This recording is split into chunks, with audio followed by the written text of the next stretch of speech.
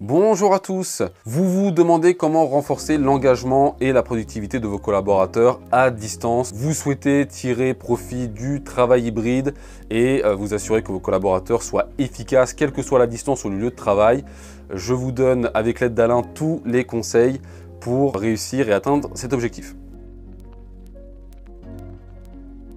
Aujourd'hui, le travail hybride est le mode de travail le plus adopté au sein des organisations. C'est le mélange entre le travail en présentiel et le télétravail. Il est adopté aujourd'hui par la majorité des organisations. Il présente beaucoup d'avantages, moins de temps dans les transports, moins de stress au niveau des collaborateurs, plus d'agilité, mais il présente également son lot de défis à relever, en particulier pour les organisations. Vous avez par exemple le manque d'engagement, vous avez le sentiment d'isolement des collaborateurs, vous avez également un risque au niveau de votre culture d'entreprise qui s'est grandement fragilisée, les organisations qui se demandent justement comment continuer à être attractives, pour comment diminuer le risque de voir leurs collaborateurs partir. Ce sont des sujets qui sont encore d'actualité aujourd'hui. Beaucoup d'entreprises se demandent encore comment véritablement tirer profit du travail hybride, malgré le fait que ça fait déjà plusieurs années qu'elles l'ont adopté suite à l'arrivée de la crise sanitaire en 2020. Alors la question du travail hybride est encore largement d'actualité. Alors chacun essaye de trouver des solutions. Mais moi je vous donne les 5 FBI, les fausses bonnes idées qui font qu'à mon avis on va dans le mur avec le travail hybride si on le prend comme ça. 1. Le retour dans les locaux. Allez, tout le monde dans les locaux, fini le travail hybride, fini le télétravail. Pourquoi c'est pas bon? Tout simplement parce qu'il va y avoir des salariés qui vont dire si c'est comme ça, moi cette boîte, c'est pas ma culture, j'en veux pas. Voilà, il faut accepter qu'aujourd'hui, les gens veulent du télétravail.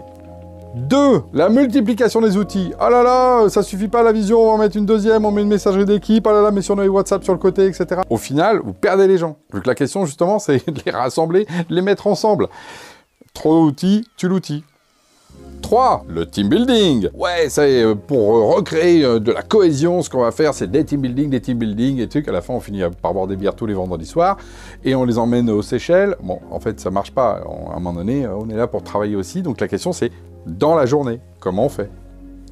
4. Les casques de réalité virtuelle. Ça coûte très cher, ça donne de la migraine, c'est pas accessible pour tous les devices, donc en fait, aujourd'hui, ça ne marche pas. Peut-être un jour, mais pas aujourd'hui.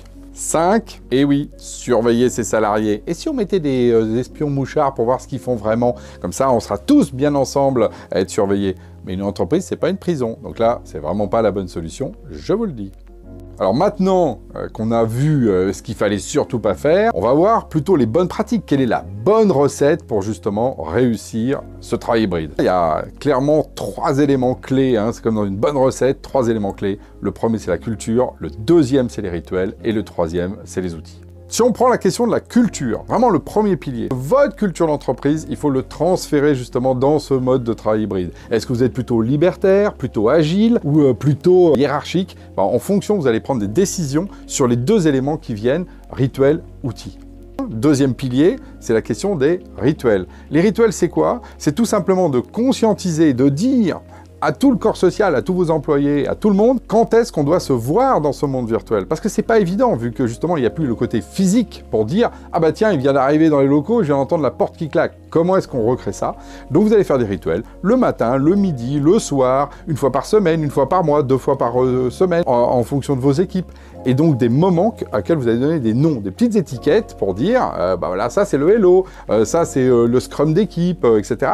Et d'inventer votre modèle de calendrier, vos rituels à vous.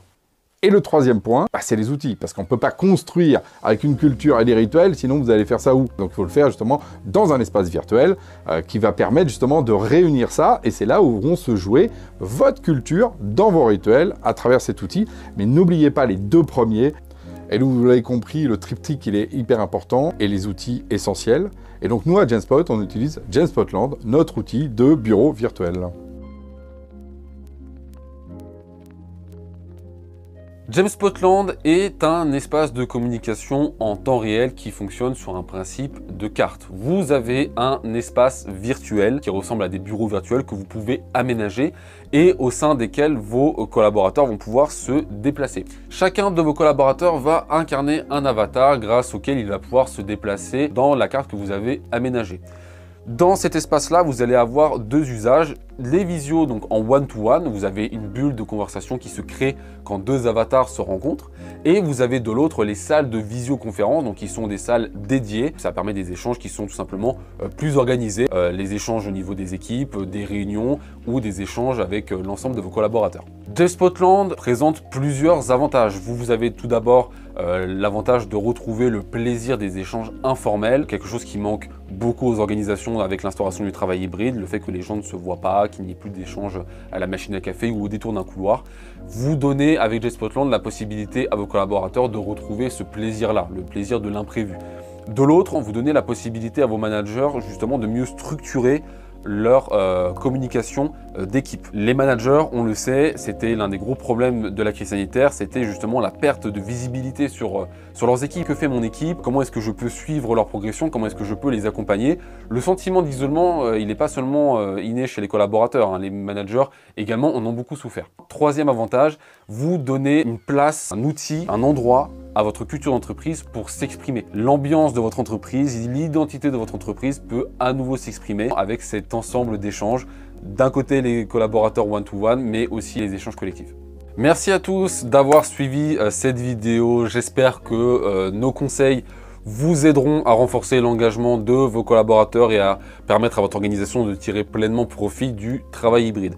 Si vous souhaitez découvrir JSpotland, les différentes cartes et justement comment embarquer vos collaborateurs dans un espace virtuel dédié à votre organisation, n'hésitez pas à réserver votre démonstration personnalisée. Si vous souhaitez également en savoir plus sur la notion de bureau virtuel, nous avons également un e-book dédié que vous pouvez télécharger gratuitement en cliquant sur le lien dans la description de cette vidéo. Merci à tous et à très bientôt pour une prochaine vidéo.